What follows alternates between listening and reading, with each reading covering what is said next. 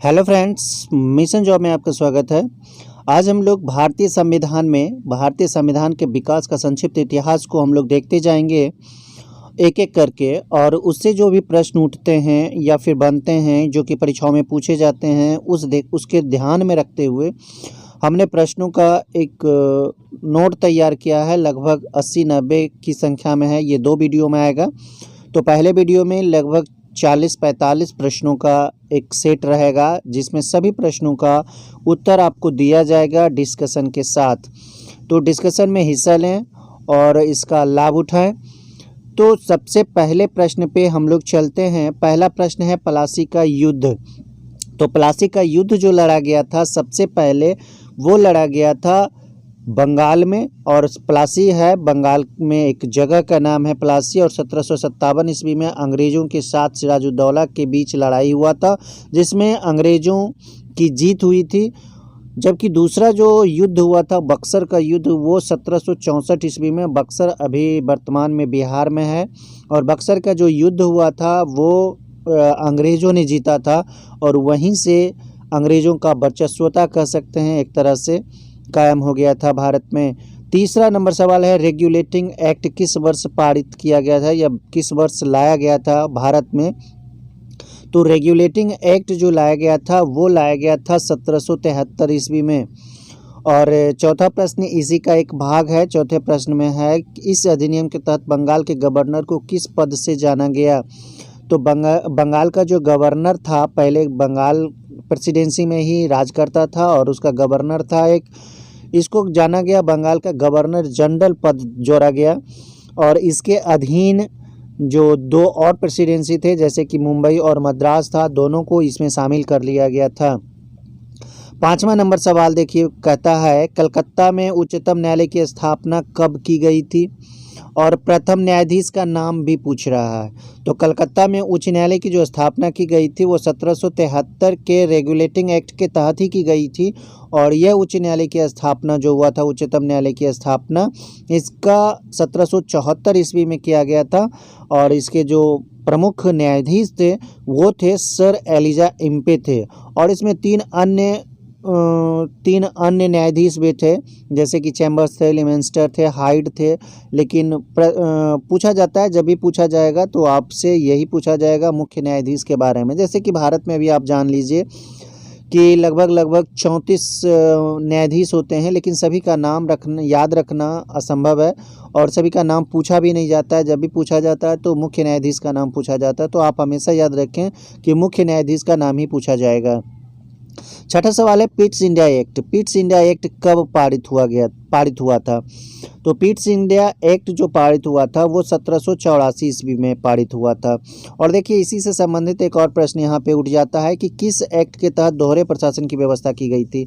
तो Pitt's India act के तहत ही दोहरे प्रशासन की व्यवस्था की गई थी। हर एक प्रश्न को आप ध्यान से सुने, सारा प्रश्न आपके लिए है और परीक्षाओं के लिए है, एकदम महत्वपूर्ण, जो कि परीक्षाओं में पूछा गया है और पूछे जाते हैं। पूछे जाने की संभावनाएं 100% होती है, इसलिए आप इसे ज़रूर जानें। डिस्कशन में आप हिस्सा ज़रूर लें। हाँ, अगर आपने चैनल को सब्सक्राइब नहीं किया तो चैनल को सब्सक्राइब करें और लोगों को, दोस्तों को शेयर ज़रूर करें। 8वां नंबर सवाल यहाँ पे देखिए है, बंगाल के गवर्नर जनरल को भारत का गवर्नर जनरल किस अधिनियम के तहत कहा जाने लगा था। पहले तो गवर्नर होता था बंगाल में, उसके बाद उसका पद बढ़ाया गया तो गवर्नर जनरल हो गया, जिसके अधीन मुंबई और मद्रास भी आ गया। उसके बाद गवर्नर जनरल का पद जो था उसको थोड़ा सा विस्तारित करके अब उसको किस अधिनियम के तहत भारत का गवर्नर जनरल कहा जाने लगा। पहले तो बंगाल तक सीमित था, वहीं से शासन होता था, लेकिन अब पूरे भारत का गवर्नर जनरल कहा जाने लगा। तो यह कब किया गया। तो यह किया गया था, आपको पता होगा, 1833 के चार्टर अधिनियम के तहत। 1833 के चार्टर अधिनियम के तहत बंगाल के गवर्नर जनरल को भारत का गवर्नर जनरल कहा जाने लगा था।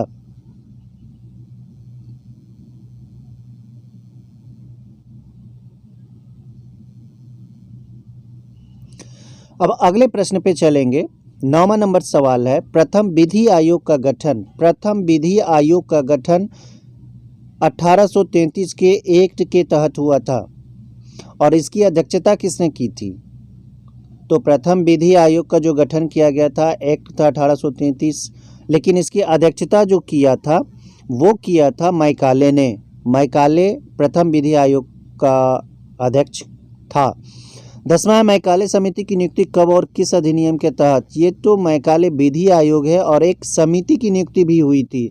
तो मैकाले समिति की जो नियुक्ति की गई थी वो 1854 में की गई थी और यह जो किया गया था 1853 का चार्टर अधिनियम के तहत किया गया था ऐसा। 11 नंबर सवाल है, भारत के राज्य सचिव की नियुक्ति किस अधिनियम के तहत की गई थी? अब देखिए यहाँ पे एक और पद बढ़ा, भारत के राज्य सचिव की पद। भारत के राज्य सचिव का जो पद होता था वो बहुत भारत में अंग्रेज़ों का बहुत ऊंचा पद कहा जाता था और राज्य सचिव की नियुक्ति जो किया गया था वो किया गया था 1858 ईस्वी का भारत शासन अधिनियम के तहत ऐसा किया गया था।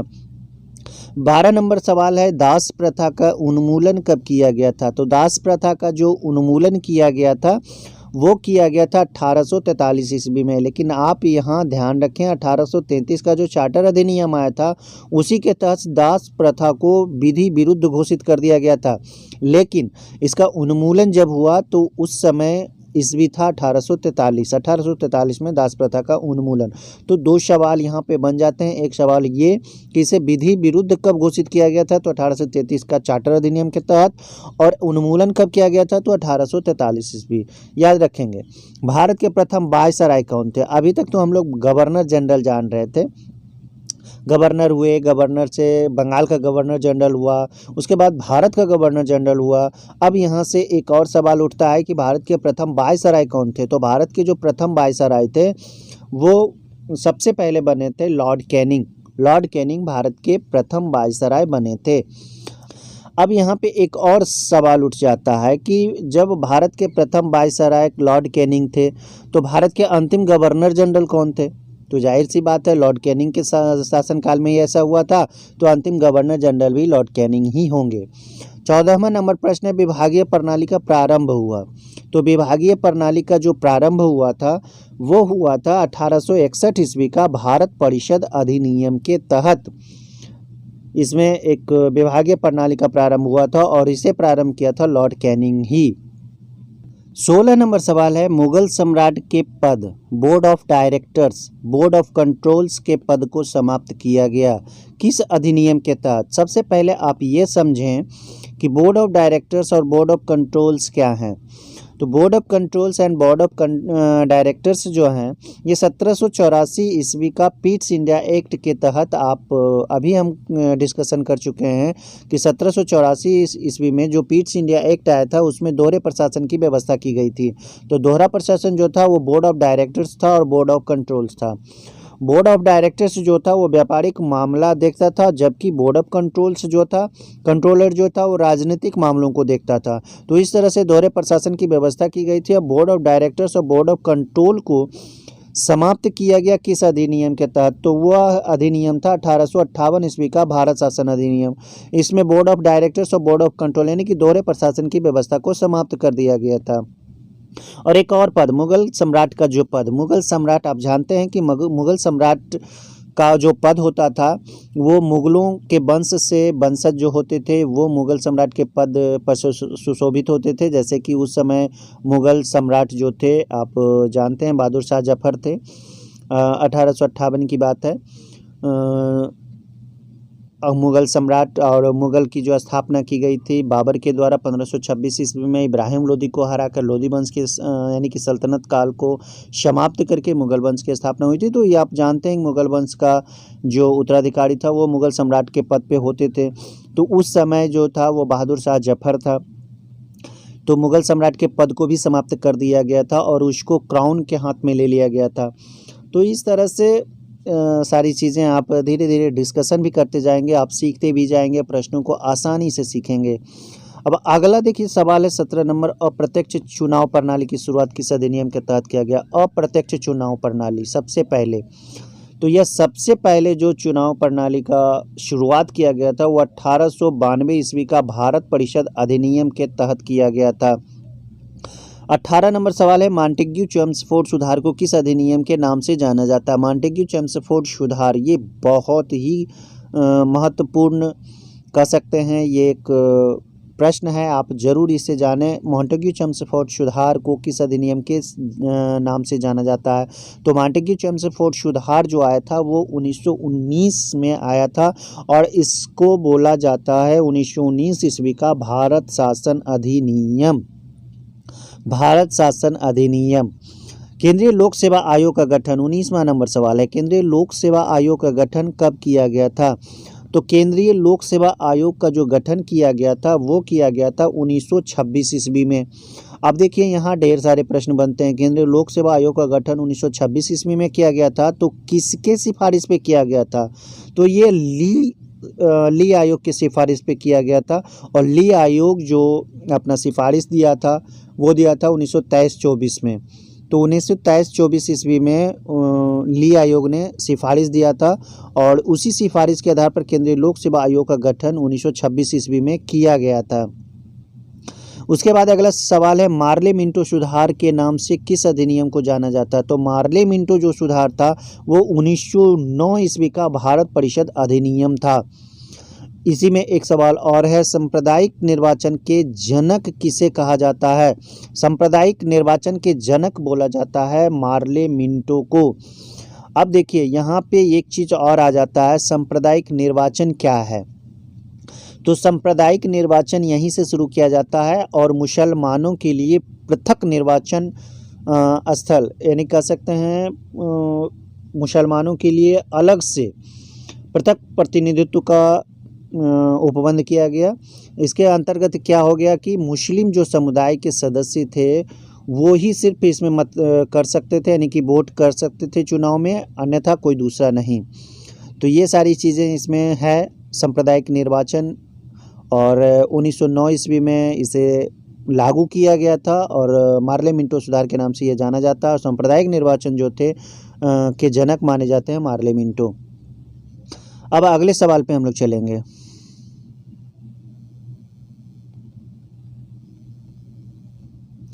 देखिए सवाल है, प्रांतों में द्वैध शासन के जनक किसे कहा जाता है? प्रांतों में द्वैध शासन, देखिए दो तरह के द्वैध शासन लागू किया गया था। एक प्रांतों में द्वैध शासन लागू किया गया था और एक लागू किया गया था केंद्रों में द्वैध शासन, केंद्र में द्वैध शासन। तो प्रांतों में जो द्वैध शासन लागू किया गया था वो किया गया था सबसे पहले 1919 ईस्वी में। 1919 का भारत शासन अधिनियम में ऐसा किया गया था। 1919 ईस्वी के भारत शासन अधिनियम, जिसको मॉन्टेग्यू चेम्सफोर्ड सुधार के नाम से जाना जाता है, उसमें प्रांतों में द्वैध शासन लागू किया गया था। अब यहाँ सवाल है कि जनक किसे कहा जाता था? तो प्रांतों में द्वैध शासन का जनक बोला जाता है लियोनस कार्टियस को। बहुत महत्वपूर्ण सवाल है। लियोनस कार्टियस को प्रांतों में द्वैध शासन के जनक कहा जाता है। भारत में इसे लागू किया गया 1919 ईस्वी के भारत शासन अधिनियम के तहत, जिसे मॉन्टेग्यू चेम्सफोर्ड सुधार के नाम से जाना जाता है। एक सवाल और इसी अधिनियम से है, भारत में पहली बार महिलाओं को वोट देने का अधिकार किस अधिनियम के तहत दिया गया? तो अभी तुरंत हम बता दिए, 1919 ईस्वी का मॉन्टेग्यू चेम्सफोर्ड सुधार या 1919 ईस्वी का भारत शासन अधिनियम के तहत ऐसा पहली बार हुआ था कि महिलाओं को वोट देने का अधिकार मिला था। अब 24 नंबर सवाल है, परिसंघ सूची, प्रांतीय सूची और संवर्ती सूची किस अधिनियम की देन है? अब देखिए अभी जो संविधान में है 3 सूची है, राज्य सूची है, संवर्ती सूची है और केंद्र सूची है, संघीय सूची है। उसमें विषयों को अलग अलग तरीक़े से बांटा गया है। राज्य सूची में कितने होने चाहिए, संवर्ती सूची में कितने हैं, केंद्रीय सूची में यानी कि संघीय सूची में कितने हैं, तो इस तरह से इसका बंटवारा किया गया। और यह किसकी देन है, किस अधिनियम की देन है? तो यह अधिनियम है 1935 ईस्वी का भारत शासन अधिनियम। अब देखिए यहाँ पे तो संविधान का विकास का संक्षिप्त विवरण यहाँ तक आप पढ़ लिए। अब यहाँ से हम लोग संविधान सभा को पढ़ेंगे। लुसेंट में अगर आप देखते जाएंगे तो आपको शुरुआत से ही सारे प्रश्न आपके हूबहू मिलेंगे। लुसेंट से यह प्रश्न उठाया गया है और अधिकतर परीक्षाओं में लुसेंट से ही प्रश्न पूछे जाते हैं। और बहुत अच्छा मटेरियल रहता है और वहीं से हमने प्रश्नों को उठाया है। आप डिस्कशन में हिस्सा ज़रूर लें। हर प्रश्नों पे मैं डिस्कशन करते जा रहा हूँ ताकि आपको समझने में सहूलियत हो, आप पढ़ने से ज़्यादा उस चीज़ को सीख सकें। 25 नंबर सवाल है, देखिए अब यहाँ से भारतीय संविधान सभा स्टार्ट होगा। तो भारतीय संविधान सभा का गठन किस मिशन के तहत किया गया, यह मिशन कब आया, किसके सदस्य कौन थे? तो 3 प्रश्न तो इसी में है। भारतीय संविधान सभा का गठन किस मिशन के तहत किया गया था, तो यह मिशन था कैबिनेट मिशन। और कब आया था कैबिनेट मिशन? 1946 में आया था, जुलाई 1946 में आया था। और इसके सदस्य कौन थे, तो ये 3 सदस्य थे। सदस्य इसके जो थे वो थे स्टैफोर्ड क्रिप्स थे, लॉर्ड पैंथिक लॉरेंस थे, एबी अलेक्जेंडर थे। अगर इसे आप शॉर्टकट में पढ़ें तो क्रिप्स, लॉरेंस और अलेक्जेंडर थे। उसके बाद अगला सवाल है 26 नंबर, संविधान सभा की प्रथम बैठक कब और कहाँ? 2 प्रश्न यहाँ भी होते हैं। संविधान सभा की जो प्रथम बैठक हुई थी वो कब हुई थी और कहाँ हुई थी? तो संविधान सभा की सबसे पहला जो बैठक हुआ था वो हुआ था 9 दिसंबर 1946 में। हुआ कहाँ था? तो दिल्ली में हुआ था, नई दिल्ली में हुआ था। और यह हुआ था नई दिल्ली में काउंसिल चैम्बर के पुस्तकालय भवन में। काउंसिल चैम्बर के पुस्तकालय भवन में यह बैठक हुआ था। 27 नंबर सवाल है, संविधान सभा में प्रारंभ में कितने सदस्य थे? तो संविधान सभा में जो प्रारंभ में सदस्य बने थे वो चुने गए थे 389, 389। अगर इसको जानना चाहें तो आप जान सकते हैं 292 जो थे वो ब्रिटिश प्रांतों के प्रतिनिधि थे, जबकि 4 जो थे चीफ कमिश्नरी के क्षेत्र के प्रतिनिधि थे और 93 देसी रियासत के प्रतिनिधि थे। तो इस तरह से 389 सदस्यों की संख्या थी। अगला सवाल देखिए यहाँ पे है, संविधान की संचालन समिति के अध्यक्ष कौन थे? संविधान सभा के संचालन समिति के अध्यक्ष, तो संचालन समिति के अध्यक्ष बनाए गए थे डॉक्टर राजेंद्र प्रसाद को। एक और सवाल इसमें है, प्रांतीय संविधान सभा समिति के अध्यक्ष कौन थे? तो प्रांतीय संविधान समिति के अध्यक्ष जो थे वो थे सरदार वल्लभ भाई पटेल। दोनों ध्यान से समझें, संचालन समिति के अध्यक्ष डॉक्टर राजेंद्र प्रसाद, प्रांतीय संविधान समिति के अध्यक्ष वल्लभ भाई पटेल। 30वां नंबर सवाल है, संविधान सभा में महिला सदस्यों की संख्या कितनी थी? तो महिला सदस्यों की संख्या जो थी वो 15 थी। महिला सदस्यों की संख्या पूछा जा रहा है, तो महिला सदस्यों की संख्या 15 थी। 31 नंबर सवाल है, संविधान सभा के प्रथम बैठक की अध्यक्षता किसने किया था? तो प्रथम बैठक जो 9 दिसंबर 1946 ईस्वी को हुआ था नई दिल्ली के काउंसिल चैम्बर के पुस्तकालय भवन में, उसकी अध्यक्षता सबसे पहले डॉक्टर सच्चिदानंद सिन्हा ने किया था। क्यों किए थे? तो उस समय अध्यक्ष को चुना नहीं गया था, अस्थायी अध्यक्ष को, इसलिए अस्थायी अध्यक्ष के रूप में इन्होंने अध्यक्षता की थी। और सबसे बुजुर्ग, पूरे सभा में सबसे बुजुर्ग अध्यक्ष जो थे ये डॉक्टर सच्चिदानंद सिन्हा, तो एज के हिसाब से इनका चयन किया गया था। 32 नंबर सवाल है, संविधान सभा के अस्थायी अध्यक्ष कौन थे? तो अस्थायी अध्यक्ष को चुना गया था डॉक्टर राजेंद्र प्रसाद को। 33 नंबर सवाल है, संविधान सभा में अंबेडकर का निर्वाचन कहाँ से किया गया? देखिए हमेशा याद रखिए कि संविधान सभा में जिस समय शुरुआत हुआ था अंबेडकर का चयन किया गया था तो वो बंगाल से आए थे चुनकर, ठीक है। 34 नंबर सवाल है, संवैधानिक सलाहकार कौन थे? संवैधानिक सलाहकार, तो संवैधानिक सलाहकार BN राव थे।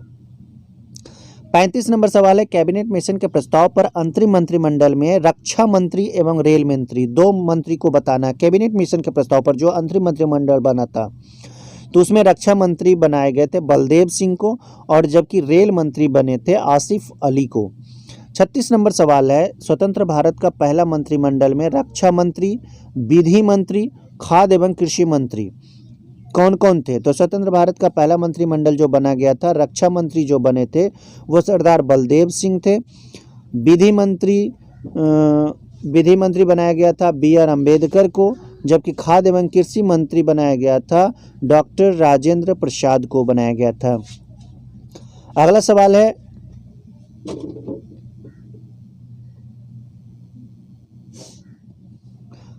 राष्ट्रीय ध्वज को कब अपनाया गया था? तो राष्ट्रीय ध्वज को सबसे पहले अपनाया गया था 22 जुलाई 1947 ईस्वी को। 38 नंबर सवाल है, राष्ट्रीय गीत एवं राष्ट्रगान को कब अपनाया गया था? तो राष्ट्रीय गीत एवं राष्ट्रगान को 24 जनवरी 1950 ईस्वी को अपनाया गया था। 39 नंबर सवाल है, उद्देश्य प्रस्ताव किसके द्वारा संविधान सभा में किसने और कब प्रस्तुत किया गया था? तो उद्देश्य प्रस्ताव जो संविधान सभा में लाया गया था वो नेहरू के द्वारा, यानी कि पंडित जवाहरलाल नेहरू के द्वारा लाया गया था। कब लाया गया था? तो यह 13 दिसंबर 1946 ईस्वी में लाया गया था। उद्देश्य प्रस्ताव। 40 नंबर सवाल है, किस बात में यह माना गया कि प्रस्तावना जो है वो संविधान का अंग है, विधायिका इसमें संशोधन कर सकती है, और कब यह किया गया था? तो 40 नंबर सवाल का सही जवाब इसमें आप डिस्कस कर सकते हैं। यह किया गया था 1973 ईस्वी में। कब, जो प्रश्न पूछा गया है, 1973 ईस्वी में यह किया गया था, और यह बाद था सर्वोच्च न्यायालय के केशवानंद भारती बनाम केरल राज्य, और इसमें विधायिका संशोधन कर सकती है, यह सर्वोच्च न्यायालय ने माना था। 41 नंबर सवाल है, किस बाद में सर्वोच्च न्यायालय ने प्रस्तावना को संविधान का अंग नहीं माना था? तो यह था बेरूवाड़ी बाद में। बेरूवाड़ी बाद में नहीं माना गया था। 42वां नंबर सवाल है, 42वां संविधान संशोधन कब हुआ था? तो 42वां संविधान संशोधन 1976 ईस्वी में हुआ था। 1976 ईस्वी में 42वां संविधान संशोधन हुआ था। 43वां और आज का लास्ट सवाल, 42वें संविधान संशोधन के द्वारा कौन से 3 शब्द जोड़े गए थे? तो 3 शब्द जो गया था, समाजवादी, धर्मनिरपेक्ष, जिसको पंथ निरपेक्ष बोला जाता था, और राष्ट्र की अखंडता। समाजवादी, पंथ निरपेक्ष और राष्ट्र की अखंडता 42वें संविधान संशोधन 1976 के द्वारा जोड़े गए थे। तो आज के ये 43 प्रश्न और डिस्कशन आपके बहुत काम आएंगे, आपके लिए बहुत महत्वपूर्ण है। धन्यवाद।